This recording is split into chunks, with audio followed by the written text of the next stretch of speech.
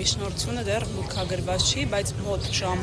ժամանակահատվածում կմուտքագրվի։ Քննիչի միջնորդելը որ կալանավոր է Սամվել Կարապետյան։ Այս պահին դեռևս միջնորդություն ներկայացված չէ դատարանում, բայց ունենք տեղեկություններ, որ նմանատիպ միջնորդություն ներկայացվելու է։ Դուք Սամվել Կարապետյանը ինչ դիրքորոշում ունի։ Բնականաբար չի ընդունում իրեն առաջադրված մեղադրանքը։ Իսկ ինչ խնդիր են լուծում միջին ծանրության հանցանքի Ես ինչպես նշեցի, մեզ համար եւս անհասկանալի է, երբ հոդվածի սանկցիան այլընտրանքային է եւ միջին ծանրության հանցագործության դասին է պատկանում եւ նման Սամվել Կարապետյանի նման հայազգի համար բարերար անձնավորությունը ներկայացում է դատարան որպես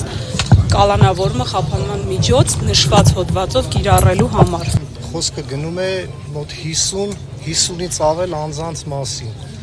Նաև անհամաչափ հարկադրանք է կիրառվել, նաև խախտվել է անձեռնմխելիության իրավունքը բնակարանի այդ խախտումների մասին հետագայում կբարձրաձայնենք։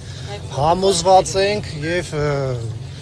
ընթացքում բոլորդ կհամոզվեք, որ եւ քրեական վարույթ նախաձեռնելը, եւ հարկադրանքի միջոց կիրառելը, եւ հանրային քրեական հետապնդում հարուցելը,